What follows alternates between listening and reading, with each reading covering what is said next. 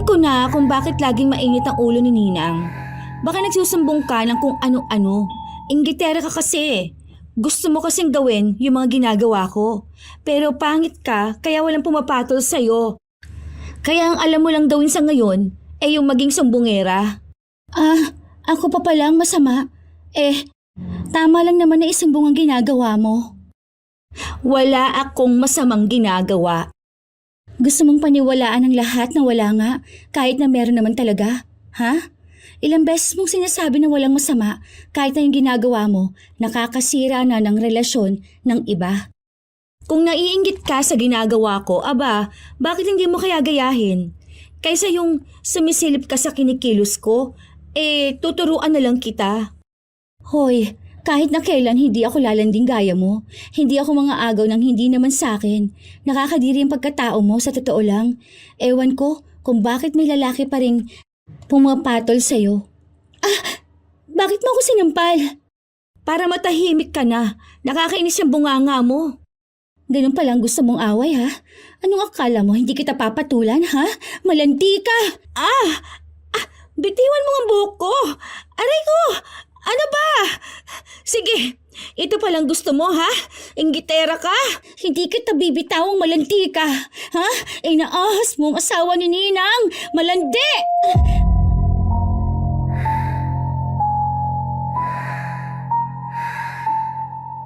Sa dilim ng gabi, makinig ka na. Mga istorya ni Lola, telang magsisimula na. Sa bawat pulong may misteryo. Sa bawat kwento may kaba sa puso mo. Sadyang may mga taong hindi napapalagay kapag hindi sila nang aakit ng asawa ng iba. Mga babaeng walang delikadesa. Ganon ang laging nakikita ni Elise sa mga babaeng makakati na hindi niya inaasahan na siya mismo ang makararanas nun. Ano kayang gagawin niya kung mismong inaanak niya ang aahas sa asawa niya? Ano kaya ang kahahantungan at parusa na maipapataw sa mang-aagaw na inaanak? Bakit? Talagang dalawa silang makikituloy dito sa bahay? Oo, para lang naman sa exam nila. Halos 2 linggo lang naman yun. Wala namang problema sa akin. Ang kaso lang, alam mo namang maliit lang tong bahay natin. Baka naman hindi sila sanay. Tapos, iisa lang yung bakanting kwarto. Nakausap ko na sila, okay lang naman daw. Wala kasing pangkuha ng rent yung mga bata. Alam mo naman, mga estudyante pa lang naman yung mga yun. Si Belle, may work na yon pero umalis nga siya dahil may exam sila. Naawa naman ako, kaya ayun, bilang ninang nilang dalawa, nag-offer ako ng bahay ko. Sige, okay lang sa akin. Basta okay sa kanilang bahay natin ha. Salamat, Han. Sino uli yung mga inaanak mo na yon? Si Belle, yung anak nung pinsan kong tumakas sa asawa noon dahil binubugbog siya. Si ate ano ulit pangalan nun? Lorin? Lorin, Oo, yun, siya nga. Yung isa naman. pinsan ni Belle, inaanak ko rin yun. Hindi lang ako naka-attend ng binyag niya. Si Yuri naman yon, anak ni Kuya Bogart. Naalala mo nung binyag ng anak natin? Siya yung naging driver natin. Oo, kilala ko yun. Malaki na pala anak nun? Oo, natatawa nga ako. Kako nagpupunta yun dito sa bahay dati, ang liit pa. Nung lumipat silang bahay, hindi na nakapamasko. Iniisip ko batang maliit pa rin yun. Oo. Tama lang, pambayad mo na rin sa utang mo sa kanila. Ilang Pasko ka nang hindi magiilap eh. Teka, kailan ba dadating yung dalawa? Next week pa naman. Sabihan ko na sila ha. Bukas naman ang bahay ng mag-asawa para sa mga kaanak o sa mga malalapit sa kanila. Maging pamangkin, inaanak man o anak ng kaibigan nila. Bilang siya rin naman ang ninang ng dalawa, alam niyang kahit na paano, malaking tulong ang pagpapatira sa dalawa habang naghahanda para sa pagsusulit. May isang anak sina Elise at Lucky, pero nasa wastong edad na ito at kasama ng ina ni Elise na nasa ibang bansa. Mas nais kasi ng anak nilang doon mabuhay, Hindi naman na nila pinigilan dahil gusto rin nilang maging malaya at magkaroon ng sariling desisyon ang anak. Ilang araw pa ang lumipas, ang unang dumating sa bahay nila ay si Yuri. Ang konti naman ang dinala mong damit. Isang maleta lang tapos ang liit pa. Okay lang po yun, Ninang. Pwede ko naman pong labahan kapag tapos ko na pong hubarin. Tsaka ayoko pong maraming bitbit. Eh yung mga kailangan sa exam, okay na ba? Opo, dala ko naman po lahat. Ang tahimik naman po pala dito sa inyo, Ninang. Wala kayong kapitbahay. Ang lawak pa po ng bakuran ninyo. Tsaka parang ang sarap pong mag-review dyan sa may ilalim ng puno, oh. Ang presko. Oo, malawak nga tong labas namin. Pero ito namang bayang hindi. Iisa lang kasi ang kwarto. Ewan ko kung ayos lang sa inyo ni Bel na magkatabi kayo sa iisang higaan. Pero sabi naman ng ninong nyo, bibili siya ng double deck. Okay naman na po sa akin yan. Si Bel, bakit hindi mo pala kasama? Akala ko ba sabay kayo? Ewan ko nga po sa kanya, Ninang. Kasi po, paano? Dapat aalis na kami. Eh yung boyfriend niya parang nagtatalo pa sila. Ewan ko po kung tutuloy yun. Ewan ko sa babae na yun. Parang hindi naman niya kayang walang lalaki. Eh paano ba naman pong hindi siya lolokohin nun? Eh inagaw niya lang naman po yun. Ah, ano nangyayari? Hindi ko alam ng ganyan. Ay, sorry po. Bigla atang naging chismosa ako. Pero ganun nga po. Huwag niyo na lang pong sasabihin sa kanya ha. Pero alam niyo po, medyo si Bel. Ahas po. Kawawa naman. Napabayaan naman ng mga magulang niya. Hindi po nila alam. Bali po yun. Ang akala lang nila, mahihilig sa mga sexy na damit. Pinagsasabihan nga po namin kaso ayaw naman po makinig. Baka po sa inyo makikinig yun. Patuloy nilang pinag-uusapan ang isa pang inaanak ni Elise. Ang mga magulang ni Yuri at Bel ay pinsan ni Elise, pero hindi na niya masyadong nakakausap simula nung nagsipag-asawa sila. Nang kinagabihan nun, doon lang nakita ni Yuri ang asawa ng kanyang ninang. Eh, si Yuri to? Kamukhang-kamukha ng mama niya. Ano, kumusta naman kayo? May bagong asawa na ba mama mo? Lagi naman po yung may bagong asawa. Buntis nga po yun. Nagpaparami ng lahi. Magagandang lahi ba naman? Eh, ilan na kayong magkakapatid niyan? Nasa 8 na po. Pang 9 na yung pinagbubuntis niya. Yung iba may mga sustento po sa mga tatay. Dahil yung iba doon, Amerikano na nakilala niya po sa kung saan. Natatawa nga po ako. Sabi ko, iba-ibang lahi kami magkakapatid. Ako yung Pilipino. Ang kulit ng mama mo no? Ikaw ba? May boyfriend ka na ba? Ay, wala pa po. NBSB po ako, Ninong. Wala pa po sa akin yung ganyan. Iniisip ko po ngayon yung exam para kapag nakapasa ako, lilipat na ako ng bansa. Ay, parang ayaw mo na rin sa Pilipinas Para kang si Clarice. Nandun siya sa lola niya ngayon sa ibang bansa. Halos ayaw nang bumalik sa Pilipinas. Pinagbabakasyon ko nga rito Ang sagot ba naman sa akin, kami na lang daw ang magpunta ron. Ganon din po ang gusto ko. Yun talaga ang goal ko po. Oo, tama yan. Para magkaroon ka na maayos na buhay.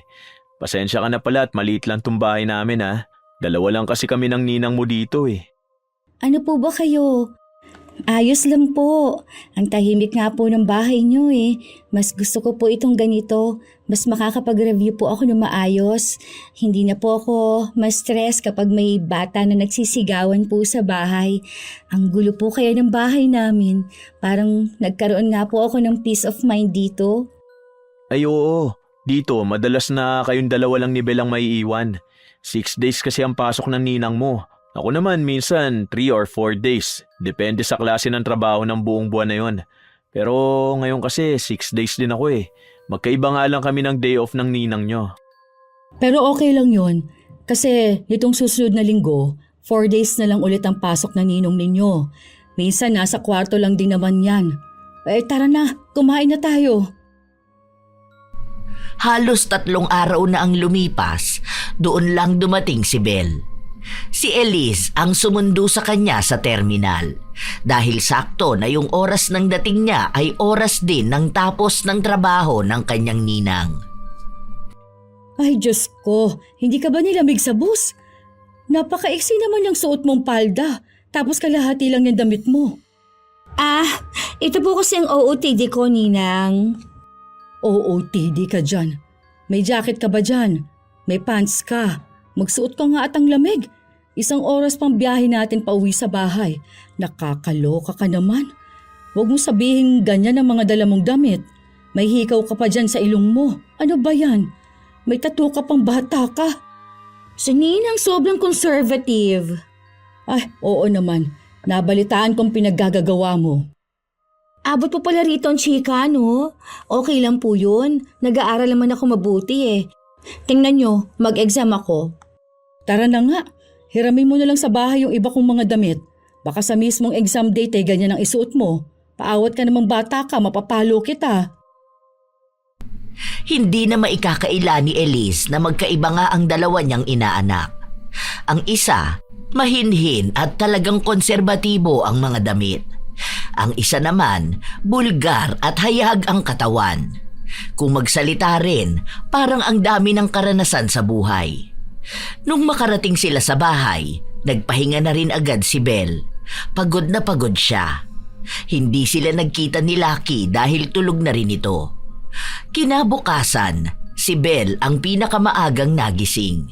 Lumabas agad siya ng kwarto at siya na ang naghanda ng pagkain nila. Bango naman ng pagkain. Sino ka? Ay, hello, good morning po. Belle po. Ikaw po si Ninong Lucky. Ang pogi mo naman po pala. Para ka lang anak ni Ninang. Ang galing mo mambolang bata ka. Ang aga niyo naman pong nagising.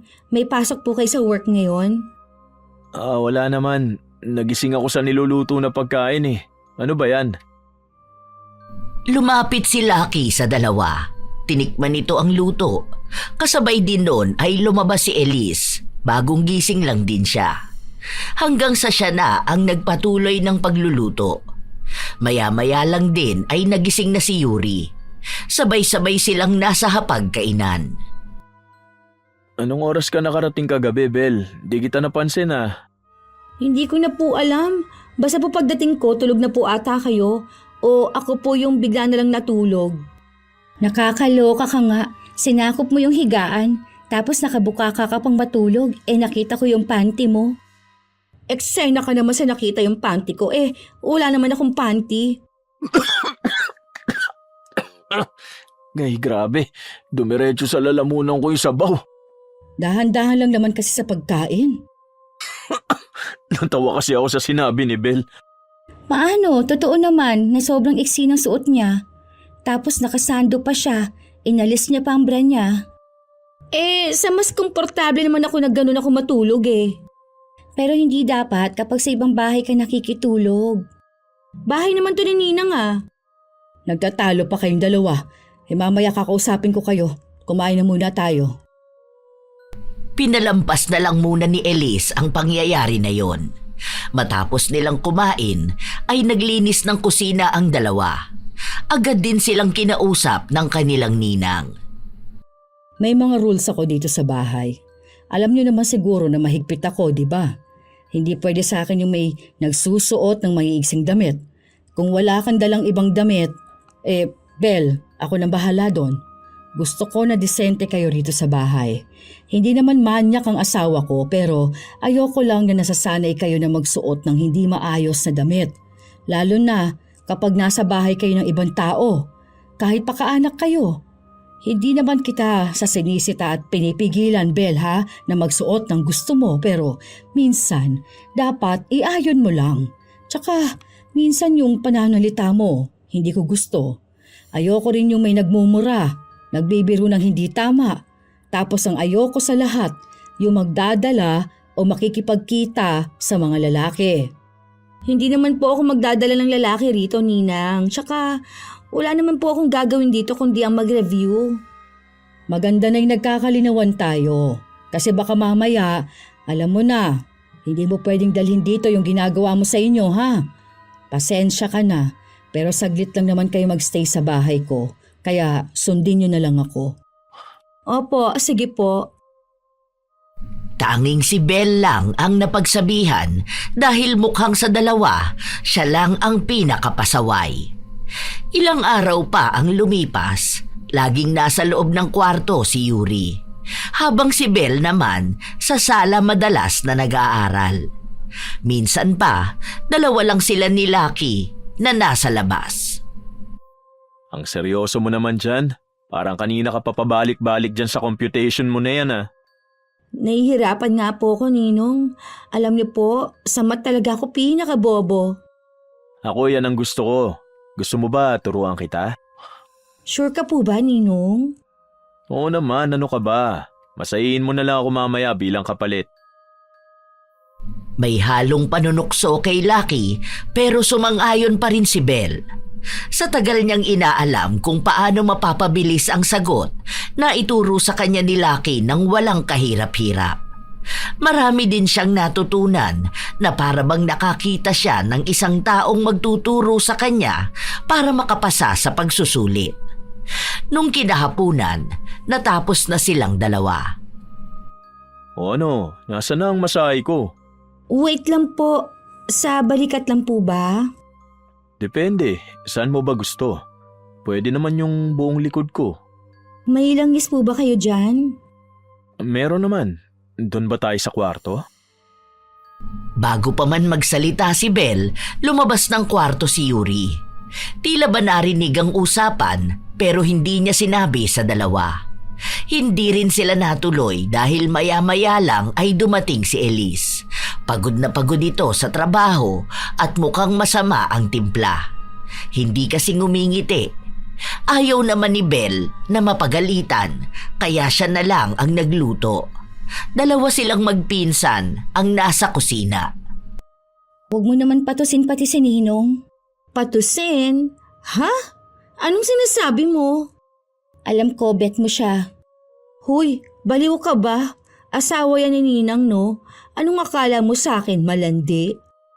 Malandi ka naman talaga, di ba? Oo, malandi ako, pero hindi ko naman aagawan ng asawa yung ninang ko, no? Sus, nakita ko talaga kayo kanina. Gusto mo pang imasahe siya, tapos sa kwarto nila.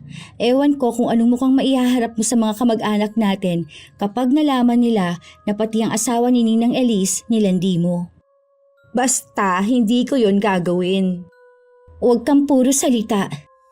Nagpaturo lang naman ako sa kanya dahil nga hindi ko alam kung paano yung sa math. Bakit sa kanya pa? Pwede naman sa akin. Inaaya kita na dalawa tayo mag-review sa kwarto tapos lumabas ka pa talaga. Andoon pala si Ninong. Hinaan mo nga yung boses mo. Baka mamaya marinig pa tayo ni Ninang. Kita mo na? Alam ko na yung galawan mo. Naalala ko pa sabi mo ang pogi ni Ninong at hindi siya halatang nasa late 40s. Hilig mo pa naman yung mas matatanda. Inaamin ko na sinabi ko yun pero hindi naman para akitin siya. Basta kapag nahuli kita, ako mismo magsusumbong kay Ninang. Ang bait na nga nung tao tapos gusto mo pang mang-ahas. Mahiya ka naman sana, Bel. Magtutuloy pa sana ang sagutan ng dalawa. Kaso, pumasok na sa kusina ang mag-asawa. Isinantabi na lang ni Bel ang mga salitang sinabi sa kanya ng pinsan. Hindi na lang niya masyadong pinapansin. Dahil kahit naman anong gawin niya, malandi pa rin ang tingin nito sa kanya. Ilang araw pa ang lumipas, nagiging mas malapit sina Bel at Lucky na mas ikinabahala naman ni Yuri. Kaya kahit na ayaw niyang sabihin sa kanyang ninang, isinumbong na niya ang dalawa. Ninang, ayoko po sana na mag-away kayong dalawa ni Ninong. Kaso po, ewan ko kung napapansin niyo na parang may kakaiba sa kanilang dalawa ni Bel. Ako po hindi ito paninira lang.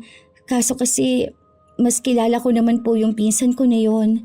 Lumaki kaming magkasama sa isang lugar. Lahat po ng issue niya, alam ko. Alam mo, medyo nai-stress na ako nitong mga nakaraang araw. Ramdam ko may babae na naman ang asawa ko. Na naman po? Alam mo, kahit na mukhang maayos ang samahan namin mag-asawa, hindi ko na itatanggi na sobrang babaero ang ninong mo. Talagang babaero kung babaero. Ilang beses ko na siyang nahuli. Pero pinatawad ko. Kasi Ang sabi niya, magbabago na siya. Paano naman po siya magbabago kung yung babae niya kasama na po rito sa iisang bahay? Tingin mo ba, palayasin ko na si Bel? Kaso naaawa naman ako sa kanya. Tumawag nga sa akin isang gabi yung mama niya. Nakikisuyo at nakikiusap na sana wag daw ako magsawa sa anak niya. Kaso naman po, paano kung pamilya niyo naman po ang masisira? Malaking kahihiyan naman po yun na yung asawa ninyo ang naging kabit. Inaanak niyo pa. Kakausapin ko na lang siguro si Lucky o kaya si Bel. Bantayan mo na lang din sila ha. Kayo yung madalas na nandito sa bahay eh. Tsaka ikaw lang talaga yung mapagkakatiwalaan ko pagdating sa ganitong bagay.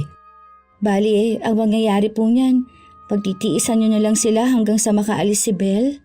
Baka ganun na nga. Ang tibay niyo naman po, Ninang. Buti po kayo. Kaya niyo pong makisama na ganyan. Kapag ako ganyan, ramdam ko palang na nilalandi ng asawa ko, aba, palalayasin ko na kaagad siya, Ninang. Kinabukasan lang din, hindi pumasok sa trabaho si Elise. Gusto niyang makita kung paano maglalandian ng dalawa sa harapan niya. Pero mukhang nakaramdam sila kaya hindi sila gaanong nag-uusap. Malapit na rin kasi ang pagsusulit kaya mas tutok si Bel sa pag-aaral. Nung tanghali na, si Bel ang nagluto para sa kanila. Ang daming nakain ni Lucky. Grabe, ibang sarap ni Bel. Magluto. Lagi naman pong sinasabi ng lahat na masarap ako. Basta natikman na nila ang luto ko. Parang gusto ko nang ulit-uliting tikman ang luto mo eh. Pwede naman po habang andito ako. Bayad ko na lang din po yun sa inyo. Oo, bakit hindi kaya yata kumakain asawa ko? Wala akong ganang kumain. Naiinis ako. Ha? Bakit? May problema ka ba? Marami. Huy, ano nangyari? Masama po ata ang pakiramdam ni tita, kaya bigla siyang tumayo at umalis. Susundan ko lang ah. Sige lang, Ninong. Ako na pong bahala dito sa kusina. Tsaka kakain pa po ako eh. Nung umalis na si Lucky para sundan ang asawa niyang umalis, si Bel naman parang walang kaalam-alam kung bakit ganun ang ugali ng tiyahin. Bumalik lang siya sa pagkain. Ang tibay mo talaga, no? Ano na namang ginawa ko? Hindi mo ba alam na kaya umalis si Ninang dahil sa'yo? Bakit ako na naman? Dahil malandi ka. Napakalandi mong sobra. Alam mo, hindi ka ba nananawa na sabihan akong malandi? Hindi, dahil yun naman ang totoo. Kung hindi lang mabait si Ninang, aba, baka nabugbog na yung mukha mong palong-palo sa make-up. Alam ko na kung bakit laging mainit ang ulo ni Ninang.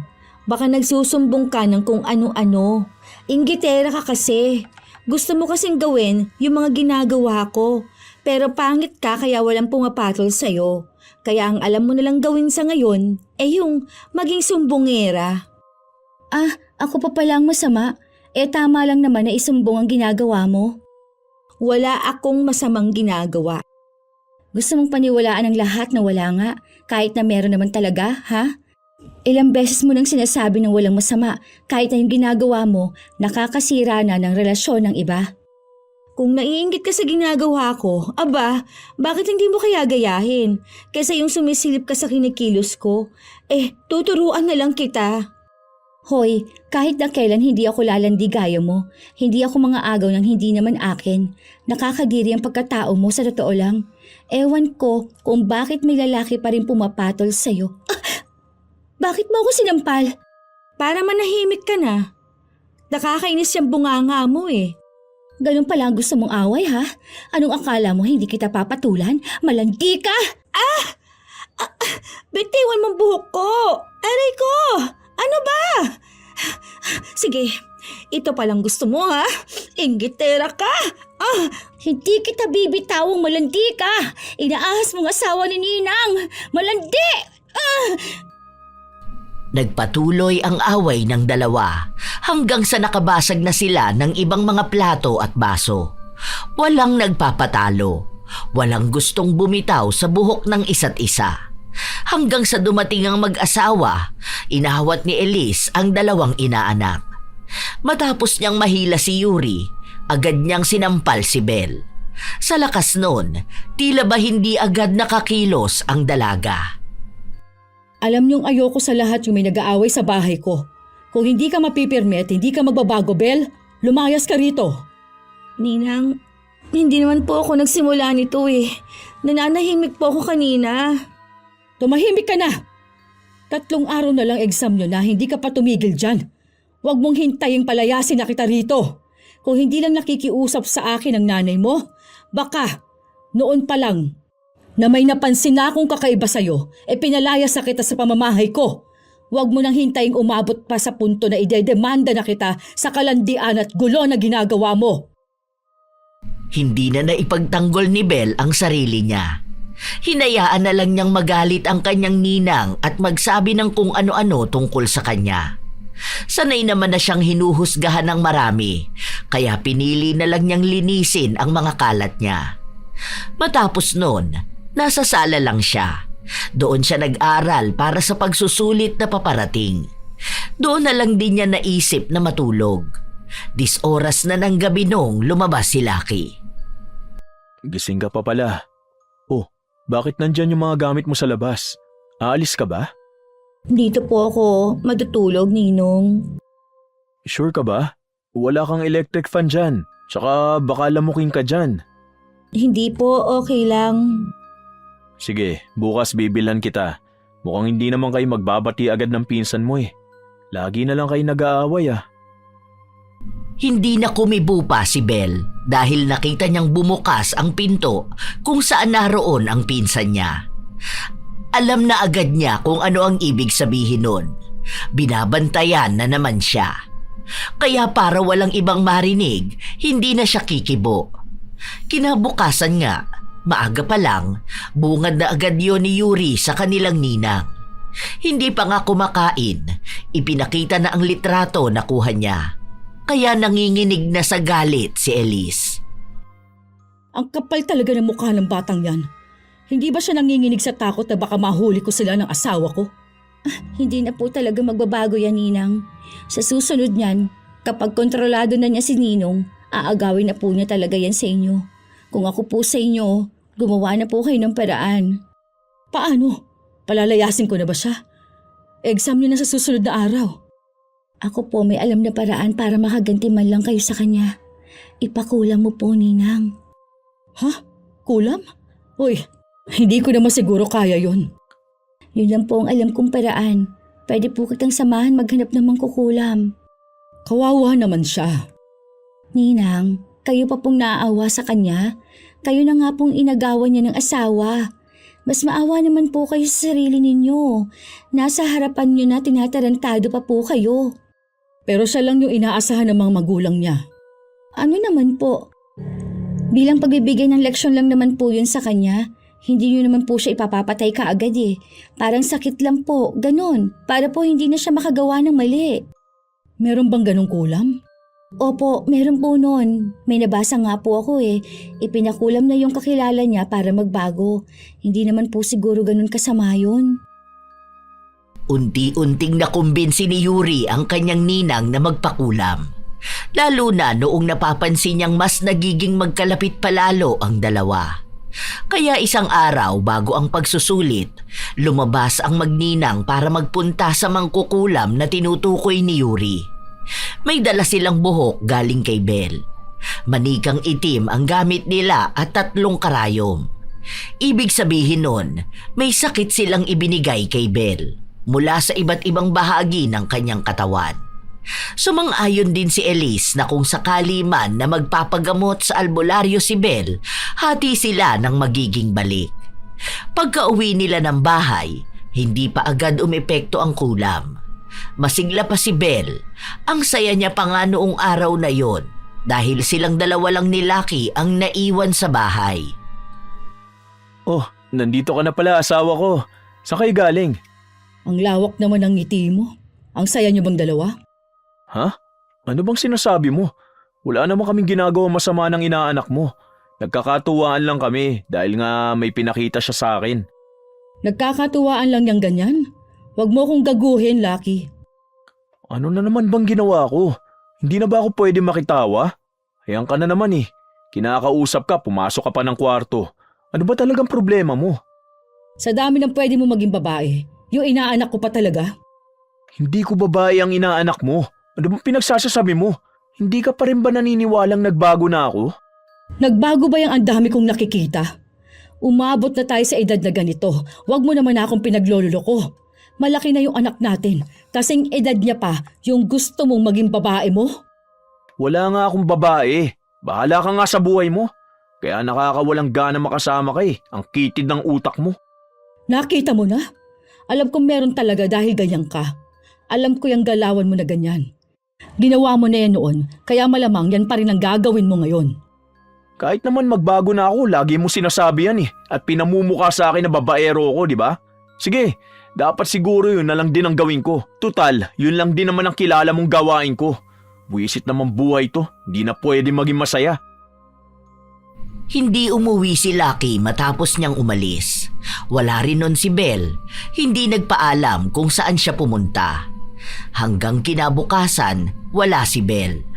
Naghahanda na si Yuri noon para sa pagsusulit nila. Maya-maya pa, umuwi siya kasama si Lucky. Pero tila ba nang hihina ang dalaga? Buti naman umuwi pa kayong dalawa. Ang kakapal naman ng mga mukha ninyo.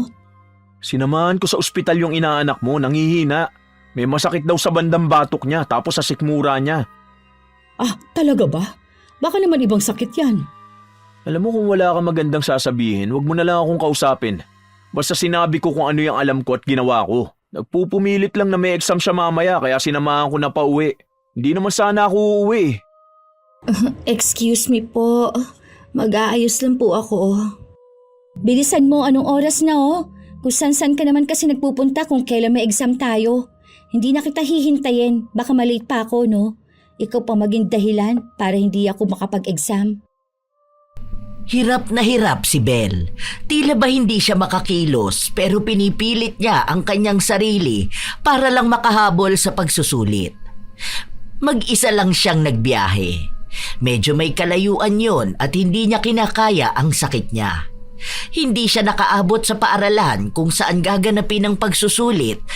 Dahil nasa kalahati pa lang siya ng biyahe, humihiyaw na siya sa sakit.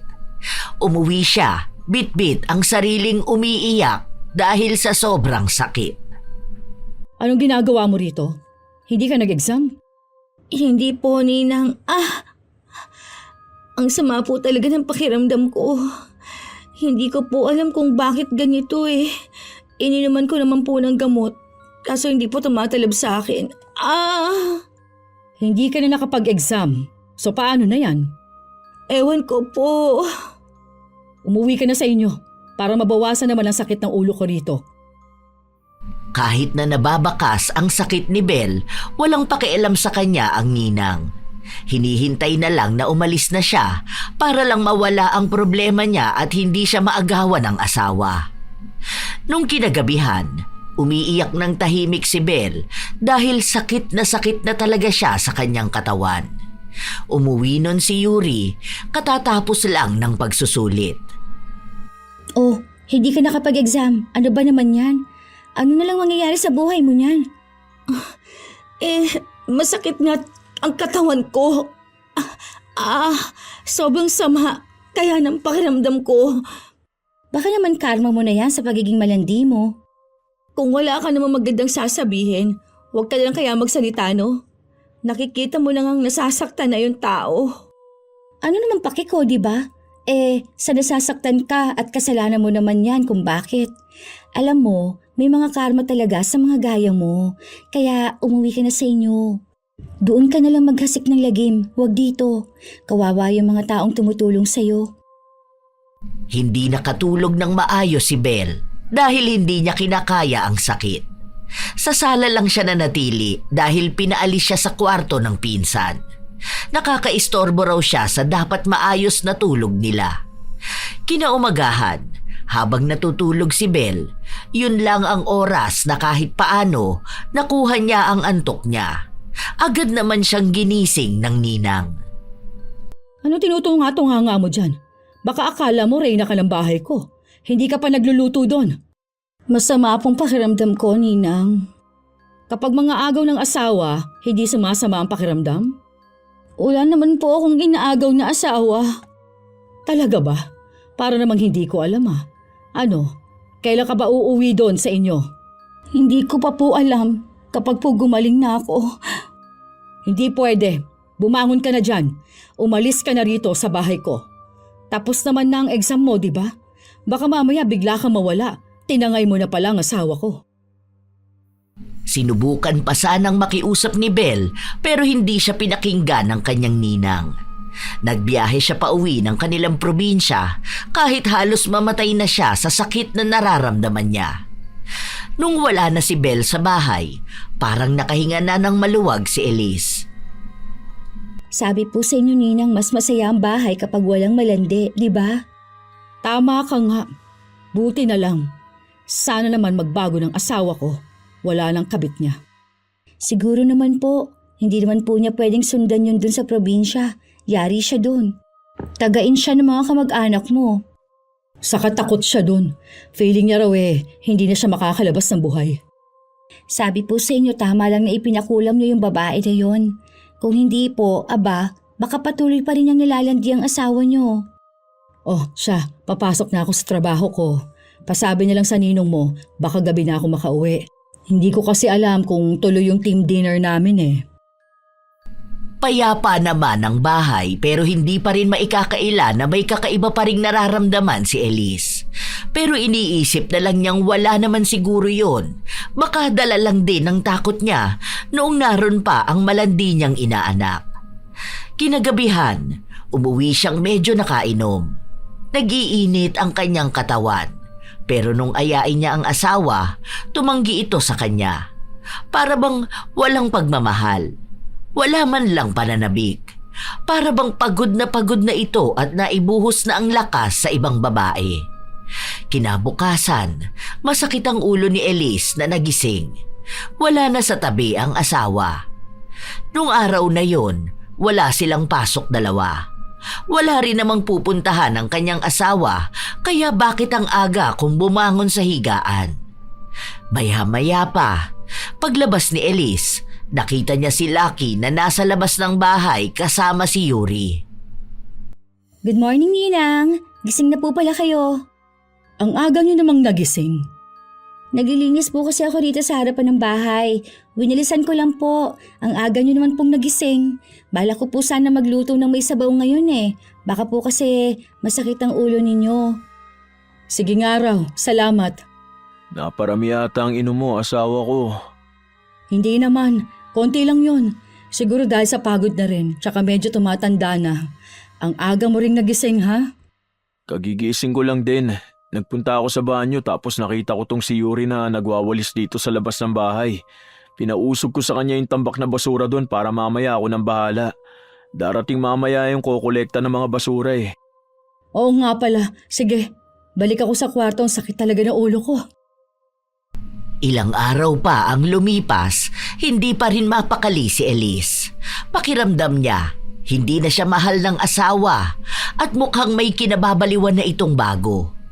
Wala naman naroon si Bel, kaya kanino ito nahuhumaling? Para masigurado na nasa ibang lugar si Bel, tinawagan ni Elise ang ina ng inaanak. Nakumpirma na nasa probinsya nga ito nagpapagaling. Hindi na siya nagtanong ng kahit na ano pa. Napunan ang pagdududa niya nung nakakita siya ng resibo sa bulsa ng asawa niya. Bumili ito ng mamahaling relo. Halatang pambabae pero walang ibinigay sa kanya. Hindi niya alam kung paano niya itatanong. Hanggang sa isang beses, nakita niya si Yuri na may magandang relo. Saan galing yan? Binili ko lang po to. Mura lang po sa palengke. Yung may naglalako po. Parang mukhang original yan. Mukha lang po pero hindi po. Peke po ito. Ang ganda. Magkano ba yan? 100 pesos lang po. Akin na lang. Po? Akin po ito. Bibigyan kita ng 150, bili ka na lang ng bago mong relo. Bakit ayaw mo ibigay sa akin? Mura lang naman kamo yan. Oo, wala naman po kasing ganitong design, Ninang. Pinagdadamutan mo na ako? Hindi pa mawari kung ibibigay ba ni Yuri o hindi, pero hindi siya tinatantanan ng kanyang ninang. Naibigay niya ang relo at base sa resibo, nakumpirma ni Elise na binili yon ng asawa niya. Ang pinagtatakahan niya, bakit kailangan pang ilihim sa kanya? Kilala niya rin si Lucky. Alam niyang hindi ito basta magbibigay sa isang tao. Kung siya nga hindi maregaluhan, ang ibang tao pa kaya? Naghintay na lang si Elise na makauwi ang kanyang asawa. Oh, ano yan? Ikaw ang dapat na tinatanong ko kung ano yan. Bakit mo binilhan ng relo si Yuri? Regalo ko lang sa kanya, masama ba yon? Huwag mo sabihin na nag-iisip ka na naman ng kung ano-ano.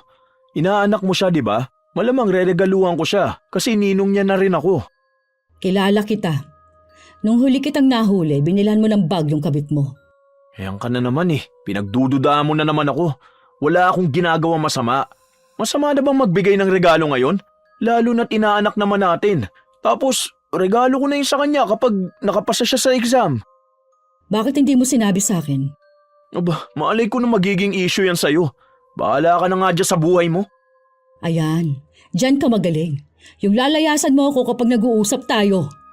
Paano hindi kita lalayasan kung nakakasawa ka na? Tanda mo na tapos selos ka pa ng selos. Para nagbibigay lang ako ng regalo may meaning na sa'yo. Sige akin na, sisirain ko na lang yan. Nagiging mabait lang ako kung ano-ano nang iniisip mo. Buwisit na buhay to, nakakapagod na. Ayoko na, maghiwalay na lang tayong dalawa, buwisit! Yun ang unang beses na narinig ni Elise sa asawa niya ang pakikipaghiwalay. Nung una, akala niya hindi seryoso si Lucky. Pero isang gabi, umuwi na lang si Elise na nakaimpake na ang mga gamit ng asawa niya. Binibitbit na rin ni Lucky ang mga gamit papasok sa sasakyan. Saan ka pupunta? Ayoko na, sawan-sawa na ako sa'yo. Makikipaghiwalay na ako. Talaga ba? Ngayon pa kung kailang nasa edad na tayo? Wala naman sa edad to eh. Basta ayoko na sa'yo. Sawang-sawa na ako sa mga pinaggagawa mo sa akin. Ginagawa mo ako masamang tao eh. Mas okay na to. Baka hindi talaga tayo yung para sa isa't isa. Nagtanong lang ako. Di yun tanong. Nagdududa ka. Kilala na kita eh. Alam ko na yung ginagawa mong ganyan. Kaya ka nagtatanong dahil may gusto ka malaman mula sa akin, di ba? Pagod na ako magpaliwanag ng sarili ko eh. Tutal, sa ganito mo rin naman gustong mauwian lahat, di ba? Sige, pagbibigyan na kita. Sana maging masaya ka na sa buhay mo. Nababaliw ka na ba talaga, Lucky? Oo, at mas lalo ako mababaliw kung may asawa akong walang tiwala sa akin. Sa totoo lang, dapat matagal na tayo naghiwalay. Hindi ko lang magawa dahil sa anak natin. Pinagtitiisan lang kita. Ako ang nagtiis sa mga panloloko mo. Oh, ayan, pinapalaya na kita. Ako na lang ang aalis. Total lagi naman masama lahat ng ginagawa ko eh. Wala na naging tama sa paningin mo. Kada kilos ko may pagdududa. Para may peace of mind ka na rin. Para naman matahimik ka na. Nakakahiya naman sa'yo na akala mo never nagloko. Ay, bahala ka na nga sa buhay mo. Mag-asawa ka na lang ng bago. Yung taong tingin mo hindi ka lolokohin. Ang akala ni Elise, magbabago pa ang isip ng asawa. Baka nabibigla lang ito, pero 2 linggo na, hindi pa rin umuuwi. Laging balisa ang ginang dahil hindi niya alam kung tuluyan na bang masisira ang pagsasama nila. Noong isang hapon din, nakita niyang nag-eempake na si Yuri. Aalis ka na rin? Opo, may papasukan po akong trabaho rito para hindi naman po sayang yung araw ko na naghihintay po ng result sa exam. Bakit kailangan pang umalis? Dito ka na lang muna. Stay in po kasi yung work na yon, Ninang eh. Salamat po sa pagpapatira ninyo sa akin dito. Baka naman pwedeng dito ka na lang muna. Hindi ako sanay mag-isa sa bahay. Hindi na umuwi ang ninong mo.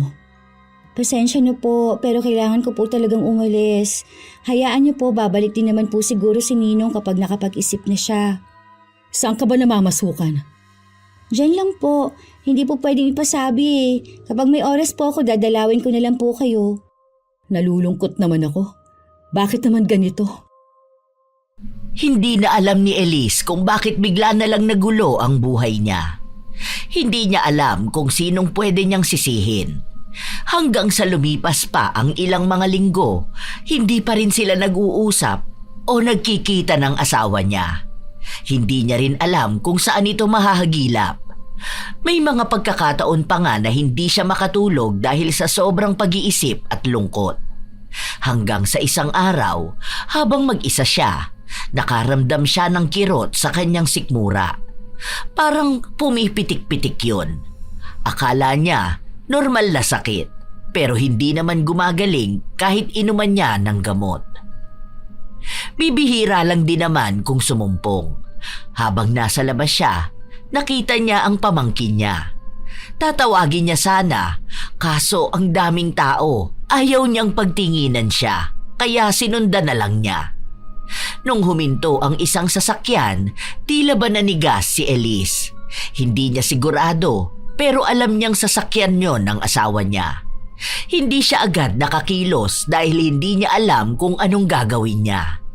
Nung umalis na ang sasakyan, doon lang siya tila bumalik sa katinuan.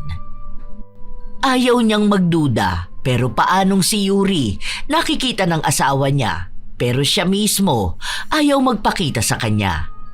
Kaya nabuo sa kanya ang pagsunod sa asawa niya.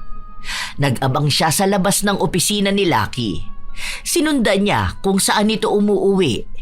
Nanginginig pa ang mga kamay niyang kumatok sa pinto. Nung bumukas, bumungad sa kanya si Yuri. Tila ba nakahawak sa tiyan nitong may umbok na. Anong ginagawa mo rito? Ninang, Tinatanong kita kung anong ginagawa mo rito. Sino ba yan, love? Ha? Elise? Anong ginagawa mo rito? Anong ibig sabihin nito? Bakit kayo magkasamang dalawa? Magpapaliwanag ako. wag na. Hayaan mo na siya. Hiwalay naman na kayo, di ba? Bakit kailangan pang magpaliwanag? Huwag mo sabihin na ikaw ang babae ng asawa ko. Hindi mo na siya asawa. Hiniwalayan ka na niya dahil sa ugali mo. Tsaka ako na ang pinipili niya ngayon. Ang kapal naman ng mukha mo. Huwag mo akong sasaktan. Buntis ako. Pwede kita ipapulis. Pwede ba umalis ka na, Elise? Huwag mo na kaming guluhin. Maayos ang buhay namin saka mas masaya kami magkasama. Kaya ka iniwan ng asawa mo dahil matanda ka na. Tapos palaaway ka pa. Hindi mo na siya nabibigyan ng saya sa buhay. Lahat ng kulang mo, mas sobra kong naibibigay sa kanya. Kaya kung ako sa'yo, huwag ka na mag-ilusyon na babalikan ka pa ni Lucky. Ikaw pala talagang kabit ng asawa ko. Dinamay mo pa si Belle. Kung ano-ano pang sinabi ko sa kanya. Yung totoong malandi pala, yung babaeng nagpapakita ng hinhin. Hindi ko alam kung paano kita i-describe. Mas masahol ka pa sa malandi. Tanga ka kasi. Hindi mo malang inaalam. Kaya ka naloloko dahil ang bilis mong maniwala. Walang hiya ka! Tandaan mo magagantihan din kita. Kasal pa rin kami ni Lucky. Kabit ka pa rin. Kahit na anong pakikipaglaban mo, mga agaw ka! Okay lang matawag na kabit, basta sa akin uuwi si Lucky. Sa papel lang naman kayo kasal eh. Kami, mahal na mahal namin ang isa't isa. Magkakaroon na rin kami ng anak. Kaya utang na loob, hayaan mo kami maging masaya. Wala na akong pakialam kahit na magalit ka sa akin o ipagkalat mo sa mga taong kabit ako. Dahil sa paningin naming dalawa ni Lucky, kami ang mag-asawa. Hiwalay na kayo. Kaya nga kami naghiwalay dahil sa'yo.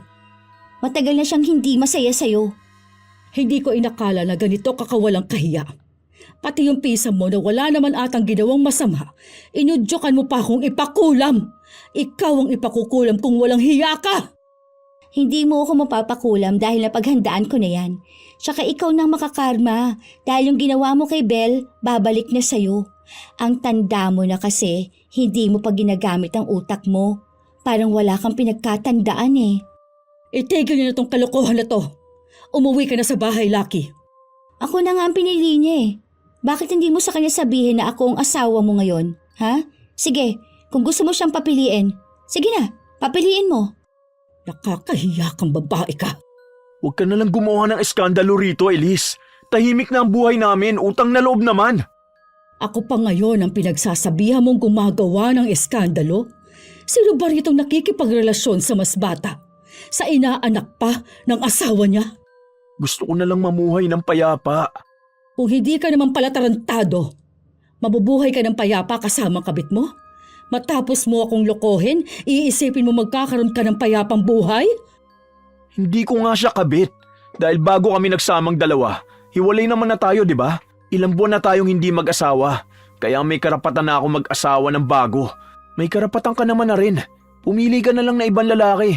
Kasi ako, hindi na talaga kita nakikita bilang asawa ko. Gusto kong bumuo ng sariling pamilya kasama ang bago kong mahal. At si Yuri yun. Hindi ka malang nandidiri. Tinuring mo inaanak yung ginawa mong kabit. Talagang ganyan pa kabata ang papatusin mo? Kung ibang babae, sige, baka matanggap ko pa. Pero, yan pang tinulungan at kinupkup natin? Parang anak na natin yan. Wala naman kaming kasalanan eh. Dahil hindi naman kami magkadugo. Saka, nasa wastong edad naman na si Yuri. Hindi ko rin siya pinilit. Magkakaroon na kami ng anak at gusto kong bumuo ng masaya at tahimik na buhay kasama ang magiging anak naming dalawa. Kaya utang na loob, umalis ka na at tanggapin na may bago na akong asawa. Hindi na rin naman magiging maayos ang pagsasama nating dalawa eh, kahit na magkabalikan pa tayo. Tsaka mas masaya siya sa akin, Ninang. Huwag niyo na pong ipilit kung hindi na po kayo mahal. Naririnig mo ba ang sinasabi mo, Yuri? Ilang taon ang tanda sa'yo ng asawa ko. Ikaw pa naman yung naiisip kong pinakamabait at mahinhin na inaanak ko. Malalaman ko, ikaw pang mga agaw ng asawa? Bakit? Huwag mo na lang pakialaman kung ano ang desisyon namin. Basta masaya kami. Yun na yun. Pinagpilitan ni Lucky na tanggapin na lang ni Elise ang lahat. Umuwi ng bahay ang ginang na hindi mawari ang nararamdaman. May galit, may hinagpis at may sakit. Hindi lang sakit ng damdamin kundi pisikal na sakit mula sa hindi niya mawaring dahilan. Umiyak siya buong araw ni hindi rin siya nakapasok sa trabaho. Habang umiiyak siya, bigla na lang sumakit ang tagiliran niya pero kahit na paano ay nakokontrol pa naman ang sakit. Pinalipas niya ng halos 3 araw bago siya bumalik sa bahay kung nasaan ang 2 taksil. Ang naabutan niya lang doon ay ang inaanak niya. Hindi ka pa rin ba titigil? Sinabi na nga sa iyong asawa ko na ayaw na niya sa'yo. Asawa mo? Oo, dahil kami na ang magkasama, kaya kami na ang mag-asawa. May nagawa ba akong mali sa'yo para ganituhin mo ko? Ha? Hindi ba ako naging mabuting ninang sa'yo? Huwag na tayo magbilangan ng kabutihan na nagawa natin. Basta sinasabi ko sa'yo na lubayan mo na kami. Hindi na masaya si Lucky, kaya nga mas pumili siya na mas bata eh. Mas sariwa. Yung babae na mas kayang punan yung malaking pagkukulang mo sa kanya. Mas masaya siya sa akin. Bakit ba hindi mo yun matanggap? Hanggang kailan ba ipaliliwanag at ipamumukha sa yung iniwan ka na nga ni Lucky? Bumalik ako rito para sana makausap ka na maayos. Pero mukhang hindi gumagana ang utak mo. Bakit? Nawiwili ka na ba sa ginhawa na bigay ng asawa ko? Asawa ko. Asawa ko. Dahil akong pinakasalan niya. Ikaw, binahay ka lang naman. Binahay na kabit. Kung wala kang magandang sasabihin, umalis ka na rito. Pabayaan mo kami maging masaya. Ikaw ang bibigyan ko pa ng pagkakataon na makapag-isip. Iwan mo ang asawa ko. Lubayan mo kaming 2. Paano kung ayaw ko? Wala ka namang magagawa, di ba? Tsaka kahit napapiliin mo si Lucky, ako pa rin ang pipiliin niya. Lalayas ka ba rito? O gusto mong ako pa ang kakaladkad sa'yo palabas? Totoo pala talaga na sa panahon ngayon, mas matapang ang mga kabit. Sige lang, magpakasaya ka ngayon. Ewan ko na lang kung anong mangyayari sa'yo sa mga susunod. Huwag mo akong tinatakot dahil mas palaban ako kesa sa'yo. Hala, siya! Layas! Layas! Ipinagtabuyan ni Yuri ang kanyang ninang. Walang bakas ng pagsisisi o konsensya man lang. Mabuti na lang kahit paano, kalmado makipag-usap si Elise dahil iniisip niyang inaanak niya pa rin ang kausap niya. Mabait na bata ang tingin niya kay Yuri, kaya akala niya madadaan niya sa simpleng pakiusapan, pero hindi pala. Pagka-uwi niya sa bahay, muli na namang umatake ang sakit ng kanyang tagiliran. Sa pagkakataon na yon, hindi na niya kinakaya ang sakit.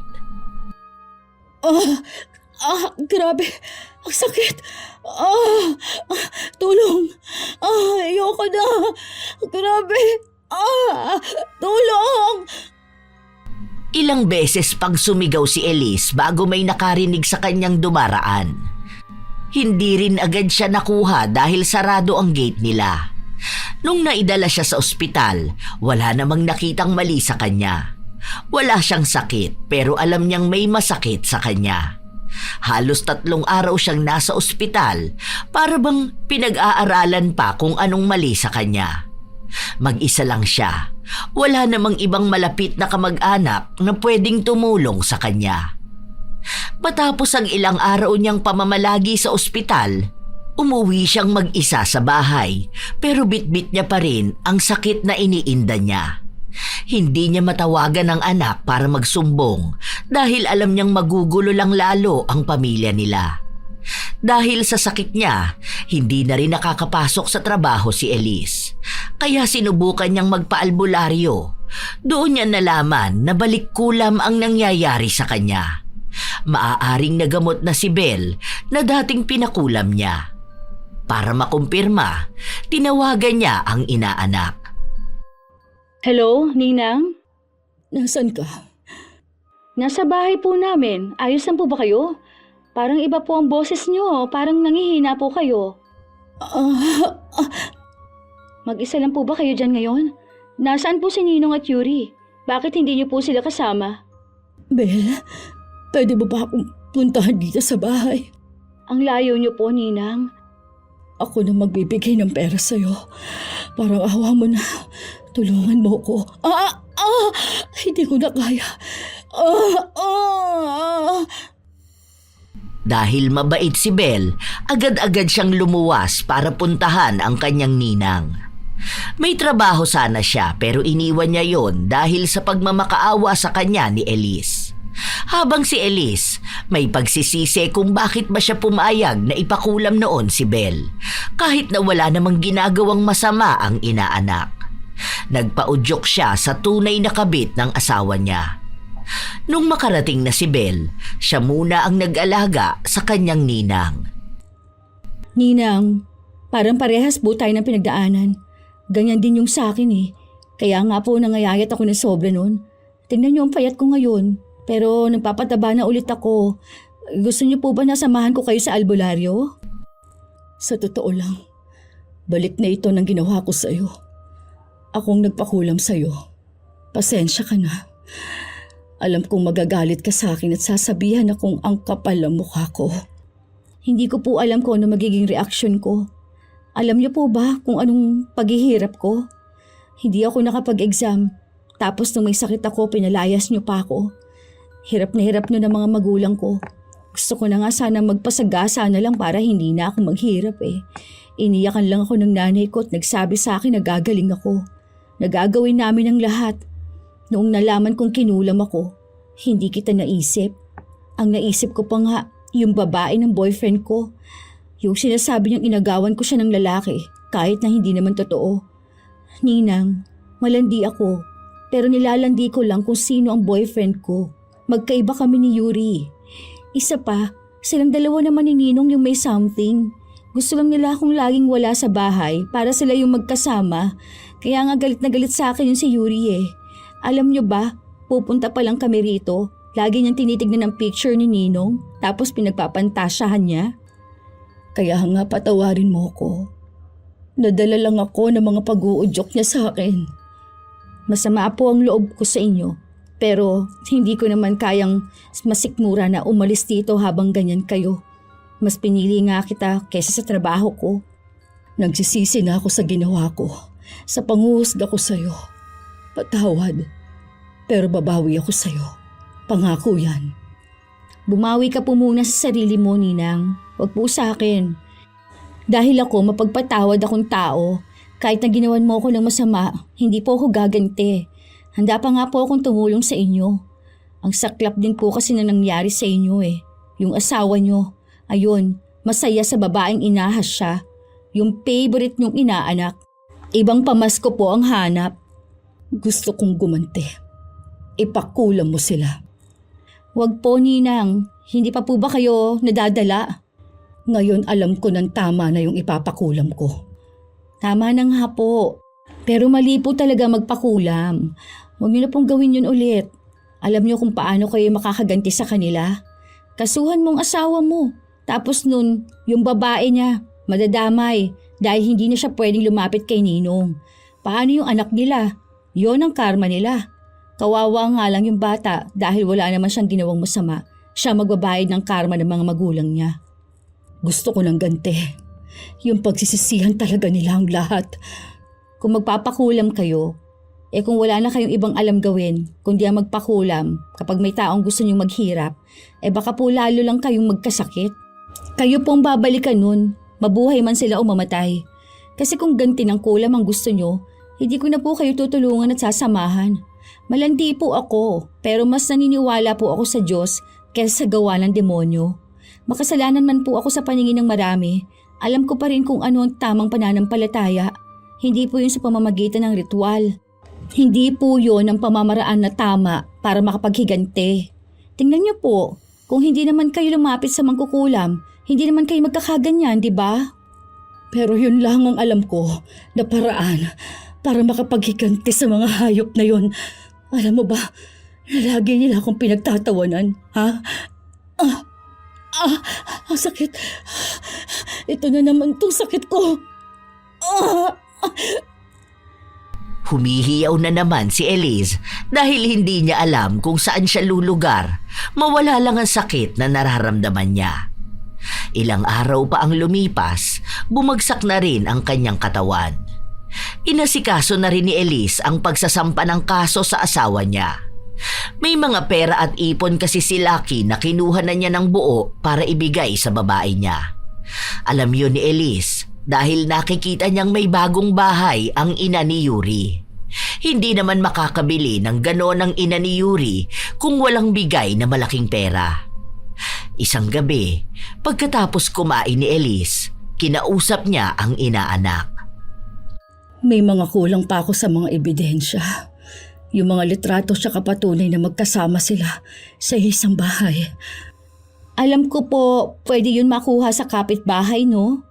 Tulungan mo ko. Sige po, kapag ganyan mas madali lang sa akin. Wala ka naman pong pinagsabihan na akong kasama mo, no? Wala naman akong nakakausap. Yung anak ko nga alam ko nagdududa na to eh. Hindi niya lang maidirect ang tanong sa akin. Baka may nalaman nito. Gusto ngang bumalik ng Pilipinas. Sabi ko wag muna. Ayoko maabutan ng ganito kagulo. Huwag ka pong mag-alala, Ninang. Akong bahala sa mga ebidensya na yan. Dahil alam ni Belle na malandi si Lucky, nakipag-usap siya rito. At epektibo nga ang ginagawa niya. Kung niloko ni Lucky si Elise para kay Yuri, ngayon naman niloloko ni Lucky si Yuri para kay Belle. Nagsabi ang dalaga na pupunta siya sa lugar nila, kaya inaya siya nitong makipagkita. Pero ayaw ni Belle sa ibang lugar. Ang gusto niya, mismong sa bahay kung nasaan silang dalawa ni Yuri. Nung una ay nag-aalangan pa si Lucky pero pumayag din siya noong nalaman niyang aalis si Yuri para mag-asikaso ng papel para sa pagkapasa niya sa pagsusulit. Noong nasa bahay na ni Lucky si Belle, nagpadala ang dalaga ng litrato kay Yuri. Katulad nga ng inaasahan niya, sumugod si Yuri sa bahay. Galit na galit ito. Anong ginagawa mo rito? Kapal na mukha mo! Malandi ka! Ako pa palang malandi ngayon? Ikaw nga yung nang-agaw ng asawa ni Ninang.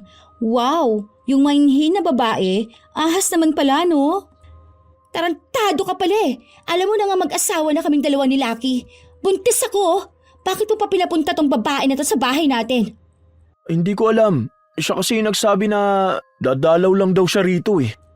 Parang hindi yan yung sinabi mo sa akin, Ninong. Ang naaalala ko, ang sabi mo na mabango sa kwarto mo. Magiging komportable ako doon. Tapos, ikaw nang bahala sa akin. Ikaw lang kamo mag-isa rito. O tapos kailangan mo ng kasama. Sabi mo pa nga na magsuot ako ng kulay red. Dahil bagay sa akin yun. Ay nung nakita mo nga akong ganito ka-sexy, ang saya mo. Sa bagay, hindi naman kita masisisi. Ganyan ba naman kasi nakatawan at mukha ng asawa mo ang taba na, ang daming tigyawat, ang oily pa, ang pangit. Kung si Ninang nga pinagpalit niya sa ganyang mukha. Siguro naman, mas madali niyang ipagpalit ka sa ganito ba namang klaseng muka at katawan, 'di ba? Walang hiya ka! Kahit kailan napakalandi mo! Tandaan mo to, babalikan kita. Hindi ako papayag na hindi ka mapaparusahan. We, Lumayas ka rito! Baliw kang babae ka! Ahas! Malandi! Makati! Tawang-tawa si Belle habang lumalabas siya. Hindi kasi napansin ng dalawa ang iniwan niyang maliit na kamera.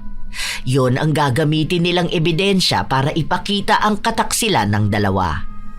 Handa na rin naman si Belle sa gagawin ng pinsan niya. Kung naudyukan nito si Elise na magpakulam, malamang sa malamang gagawin din ito ni Yuri sa kanya. Pero handa na siya sa ganoong bagay. Nung nagpagamot siya sa albularyo, binigyan siya ng medalyon na magpapaiwas sa kanya sa kulam. Sa oras na may taong kumulam sa kanya, ang talab nun ay sa nagpakulam. Kaya kung gagawin yon ni Yuri, kay Yuri mismo tatama. Mas lalong inaasar ni Belle ang pinsan dahil hindi naman nagbabago si Lucky. Kahit na nagagalit na sa kanya si Yuri, pinapatos niya pa rin si Belle. Ninang, yung malandi mong inaanak inaaway ako sa social media I-post ko kaya ang picture nila ni Ninong para malaman ng lahat kung sino ang kabit. Ako pang sinasabihang kabit at mga agaw, hindi naman siya asawa. Inanakan lang naman siya. Wag, dahil baka magamit pa yan laban sa atin. May mga ebidensya naman na tayong nakuha. Uusad na ang kaso niyan. Kapag mga agaw talaga, takot yan silang maagawan. Natutuwa ako sa kanya. Asarin ko pa to lalo. Gusto ko tong umiyak Baka ipakulam ka niyan. Nako, hindi yan. Sa kanya naman kasi tatama yon. Kawawa lang yung magiging anak niya kung sakali. Dahil kung maaapektuhan siya ng kulam, malamang sa malamang may diferensya yung magiging anak niya. Bahala na siya. Buhay niya naman yun. Nagpatuloy ang mga araw. Nanghihina pa rin si Elise. Hindi mawari kung gagaling pa ba siya o hindi na. Hindi na rin naman siya umaasa dahil buong tapang na niyang tinanggap ang kapalaran niyang yon. Hindi na siya halos makatayo sa higaan niya dahil madalas na sumasakit ang iba't ibang bahagi ng kanyang katawan. Mabuti na lang at naroon si Belle na umaalalay sa kanya. Ayaw niya lang mamatay agad dahil kailangan niya munang mabigyan ng leksyon ang asawa niya at ang kanyang inaanak na umagaw ng asawa niya. Isang araw, habang nagpapahinga ang dalawa, biglang sumugod si Yuri sa bahay nila. Anong ginagawa mo rito? Ang lakas naman ng loob mong magpunta rito.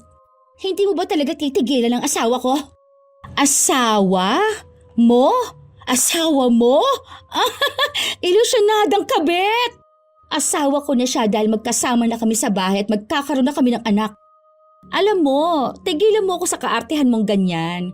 Kaya hindi ka nakapasa sa exam dahil bobo ka. Anong asawa? Kahit kailan hindi ka naging asawa, huy. Pwede pa kabit, oo. Yon ang pinakamalapit na katotohanan na tawag sa'yo. Inuutusan ka ba niyang baldado mong ninang? Ano? Magkanong bayad niya sa'yo? Sabagay, bayaran ka naman kasi talaga. Malandi ka. Hoy, para sabihin ko sa'yo, ako malandi ako pero hindi naman ako ganyang kawalang hiya sa'yo. Ilusyonada na asawa. Tsaka wag mo nga idamay si Ninang. Umalis ka na rito, Yuri. Wala akong karapatang maglalapit sa pamamahay ko. Ayan, hindi ka na makapagsalita ng maayos. Paano na karma ka na? Dapat sa'yo mamatay na para naman pwede na akong pakasalan ng asawa ko. Baliw na talaga siya. Hindi mo yun pag-aari, uy. Kabit ka na nga, ganyang ka pa umasta. Palibhasa, alam mong madaling akitin at landiin yung lalaki na yon. Bigay na bigay sa akin, oy. Baka nga hilingin kong iwan ka Sa akin sumama, gagawin niya talaga yon. Sige, subukan mo. Sure ka? O, susubukan ko talaga. Baka umiyak ka dyan. Walang yaka. Oh, wag mo akong sasaktan dahil bubugbugin kita kahit buntis ka. Wag mo akong susubukan. Trespassing ang ginagawa mo. Ano? Sige, lalaban ka? Hindi kita aatasan. Mga buwisit talaga kayo. Mga bitter kasi hindi kayo masaya sa buhay ninyo. Halatang nasa sukdulan na ng galit si Yuri. Hindi na niya alam kung ano pang pwede niyang gawin, kaya ginawa na niya ulit ang paglapit sa mangkukulam. Gusto niyang diretso patay na ang kulam para kay Belle, pero tumanggi ang mangkukulam. Sinabi niyang hanggang sa pagpaparusa lang ang kaya niya. Puro paghihirap lang. Kaya ang ginawa ni Yuri, gusto niyang malumpo si Belle. Matanggalan ng isang paa o kaya ay maging baldado. Pero hindi niya inaasahan na sa kanya yon mangyayari. Pauwi na siya. Kung kailan patawid na siya, saka pa siya nabundol ng isang sasakyan. Hindi siya hinintuan kaya nagulungan ang binti niya. Dahil doon, isinugod siya sa ospital. Napaaga rin ang panganganak niya. Nalaman na lang yun ni Elise nung tumawag sa kanya si Lucky para manghingi ng malaking halaga. Kinuha na kasi ni Elise ang lahat ng pera nila sa bangko. Ang meron na lang sa kanila ay ang mga ari-arian nilang mag-asawa na hindi pwedeng agad maibenta ni Lucky. Diba? Grabing karma sa kanila. Hindi pa yan, Ninang. May mas malala pang balik niyan sa kanila. Pupunta nga akong ospital, makikibalita ako. Kawawa naman yung bata. Ano kaya nangyari doon? Hindi pa natin alam. Tsaka pa lang natin malalaman kung anong diferensya ng bata kapag lumalaki na yun. Pupunta ako mamaya sa ospital. Kahit na hanggang sa ospital, nakikipaglandian pa rin si Lucky sa mga nurse. Kaya mas lalong nagagalit si Yuri. Wala naman siyang magawa. Hindi niya maaway ang mga ito. Ilang araw pa siyang nanatili sa ospital hanggang sa walang ibang dumadalaw sa kanya. Hindi na nagpapakita pa si Lucky. Kaya nung nakita ni Yuri ang pinsan, ito ang sinisisi niya. Ano? Nagtagumpay ka na ba? Naagaw mo na ang asawa ko? Sinungaling ka! Naglalandi lang ako pero hindi ako nagsisinungaling, no? Totoo yung sinasabi ko. Nagpunta yun sa bahay. Inaalagaan niya pa nga si Ninang. Sinusuyo niya. O ayun. Nagyayaya nga kung pwede sila magsimulang muli. Lilipat sila ng bansa. Magbabago na raw si Ninong. Hindi yan totoo. Mahal kami ni Lucky. May anak kami. Ay isa pa yun. Nabalitaan ko na may kakaibang sakit ang anak mo. Kawawa naman yun kapag lumaki siya. Sa bata ako naaawa, hindi sa'yo.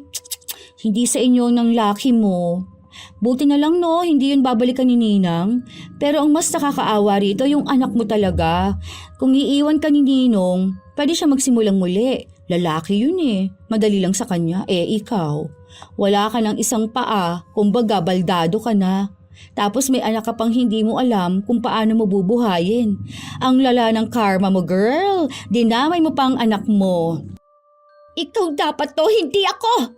Dahil ikaw ang masamang tao. Ikaw ang malandi. Bahala ka dyan sa buhay mo. Paniwalaan mo na lang kung anong gusto mong paniwalaan. Hindi naman kita mapipigilan eh. Basta sinasabi ko sa'yo, ang lalaking iniwan ng asawa niya para sa kabit, handa rin mang iwan ng kabit kapag hindi na sila masaya o magiging pasanin na nila. Ayaw mo maniwala sa akin noong una eh. O ano ka ngayon? Isang kawawang kabit? Iniwan na kabit? O baldadong kabit? Habang nanggagalaiti sa galit si Yuri, tawa lang ng tawa ang kanyang pinsan. Ilang linggo ang lumipas, bigla na lang ding nawala si Lucky. Simula nung nalaman niyang umaandar na ang kaso para sa kanya. Nagtago na siya sa kung saan. Nalaman na rin ng anak nila ang nangyari, kaya galit na galit ito sa kanyang ama.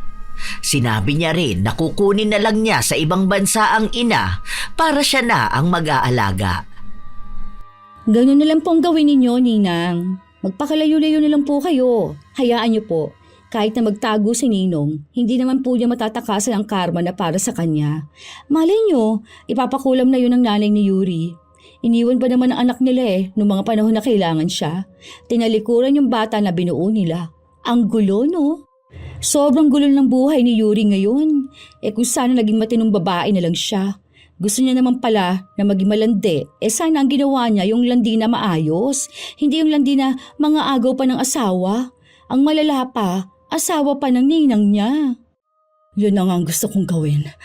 Aalis na lang din ako ng bansa. Salamat sa'yo ha. Alam mo, ikaw ang pinakanahirapan dito.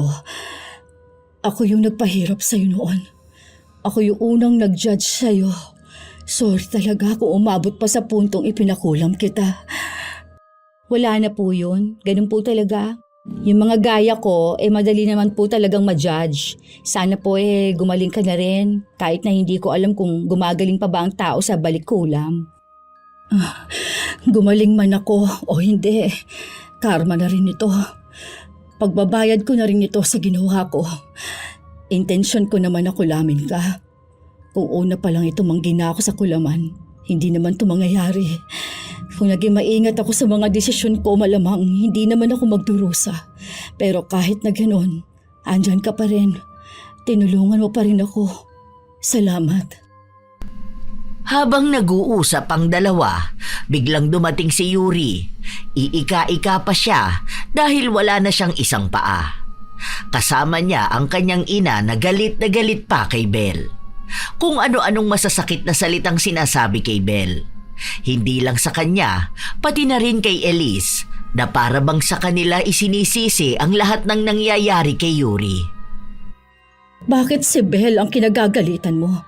Hindi ba dapat pinagsasabihan mo ang anak mo? Huwag mo na ipagtanggol yung babae na yan. Nasaan na si Lucky? Ilabas niyo siya. Wala akong mailalabas dahil mismong siya nagtatago na sa akin. Dahil alam niyang sa kulungan na ang bagsak niya. Alam ko makikipagbalikan ka sa kanya. Hindi ako papayag. Kailangan siya ng anak namin.